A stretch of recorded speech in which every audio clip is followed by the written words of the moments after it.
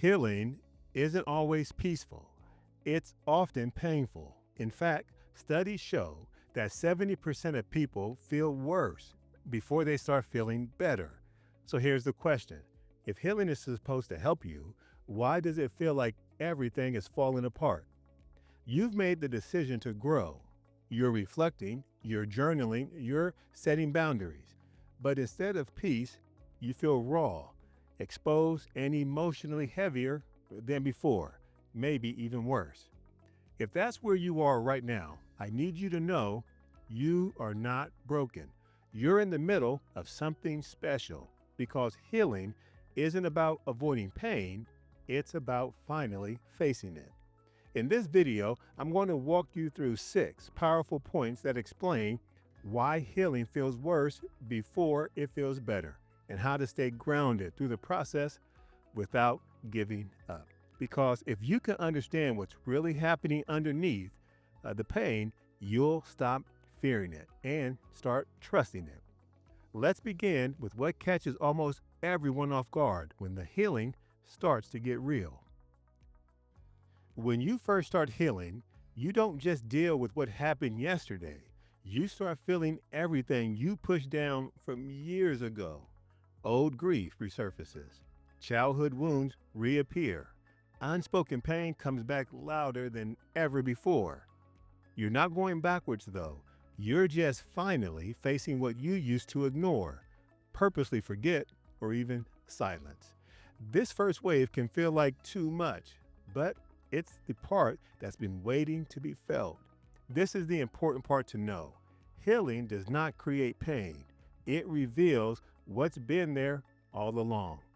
Imagine your heart like a storage room that's been locked for years.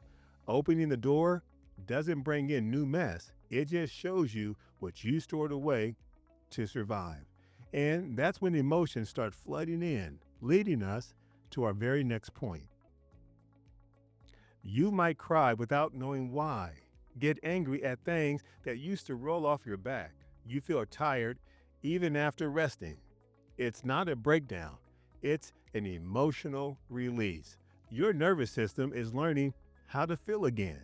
And when you've been in survival mode for a very long time, even peace can feel like a threat. I remember journaling one night and suddenly breaking into tears, not because of what I wrote, but because it was the first time I let myself feel safe enough to feel. Your body knows when it's finally safe to release what it's held on for years. Think of it like a shaken soda can. Healing is what happens when you slowly open it. Some of what comes out is very messy, but it's better than keeping the pressure inside. That pressure is real, and it leads many people to the toughest part of healing. Healing makes you reflect, but reflection can sometimes spiral into self-doubt. Was it my fault? Did I overreact? Am I just too sensitive? This happens because when we stop being numb to our past, we start remembering. And when we remember, we start replaying. But questioning doesn't mean regression. It means that you're processing. The mind is trying to rewire its story, and it's messy at first. Second guessing is often a sign that your awareness is expanding. Think of healing like editing a story you once wrote in survival mode.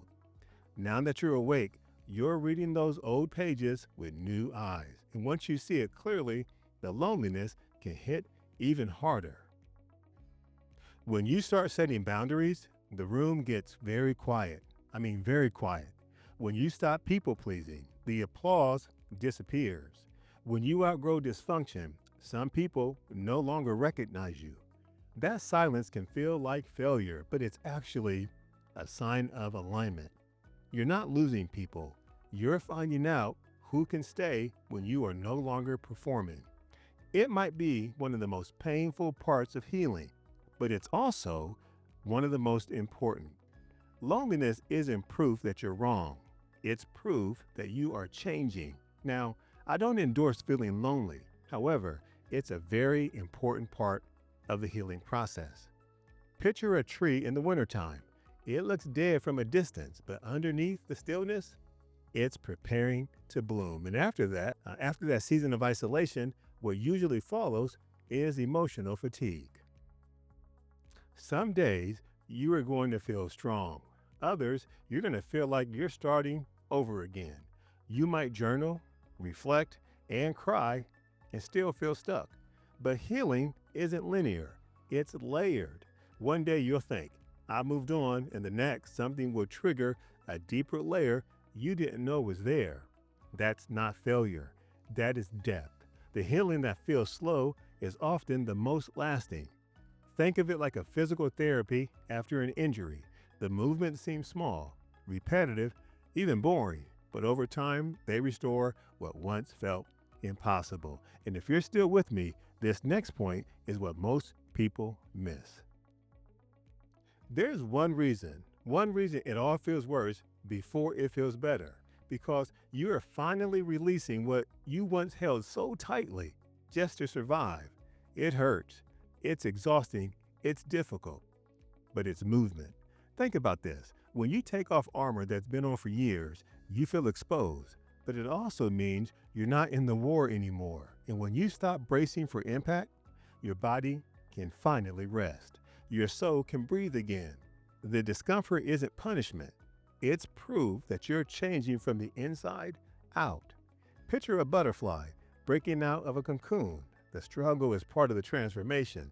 The wings don't come without resistance. And that's exactly what leads us to something you need to hear. You're not too slow. You're not too emotional. You're not stuck.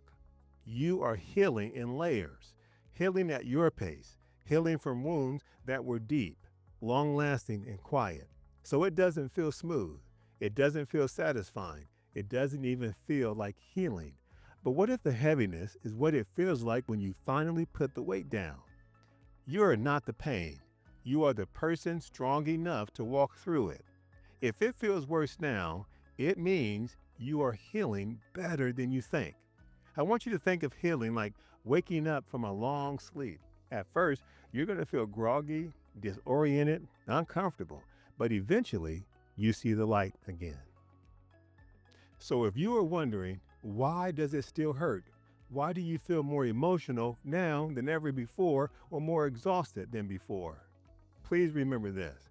You are not doing it wrong. This is what real healing looks like. It's messy. It's layered. It hurts more at first because you are finally touching what you used to bury.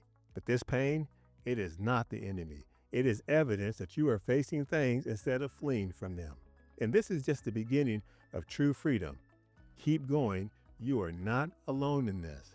Be sure to use your I Will Be My Best Today journal to write through this part of the process. Sometimes the act of writing is the first step to finally feeling understood, even if it's by yourself. If this video brought you some clarity to your healing journey, subscribe now for more. You do not have to walk this alone. I'm with you, one truth, one tear, one breakthrough at a time. And always remember, you can be better than yesterday.